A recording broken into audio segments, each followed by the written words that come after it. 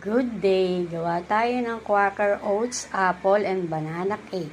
Meron tayong Quaker Oats, baking powder, 3 egg, ebap, condensed, water. Dinurog ko na po yung banana. Inid-id ko na po ang apple. Ang Quaker Oats po, binabaran ko ng mainit na ebap milk. Umpisahan na natin. Haluin natin para madurog-durog ang Quaker Oats. Okay, nahalo na natin ang Quaker Oats. Lagay na natin yung 3 egg. Haluin uli natin. Lagay na natin ang banana.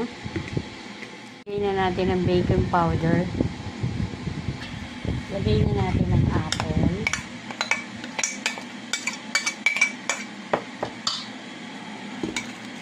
Lagay na natin ang condensed.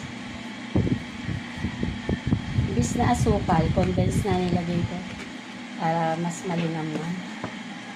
Haluin natin. Lagay na natin ang vanilla.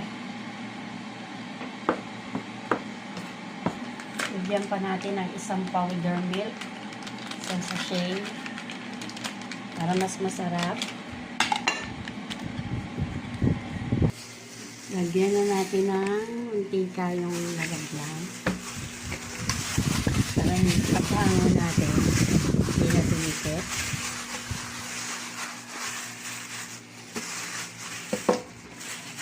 Okay. Lagyan na natin ng sapin. Ang last na ilalagay natin ang butter. Tinunaw ko po sa microwave. Ayan. Okay. Okay na to. Salin na natin sa lalagyan.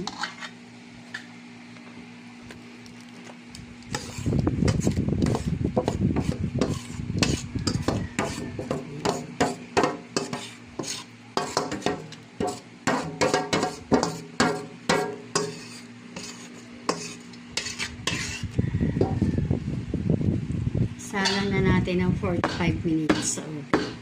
Tak natin para walang bubbles. Okay, salang na natin. Okay, natingnan na natin kung luto na. Wow!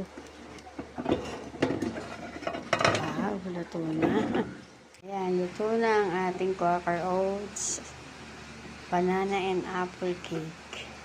Mainit pa eh. Tsaka natin alisin sa lalagyan. Balik ta rin na natin. Medyo mainit.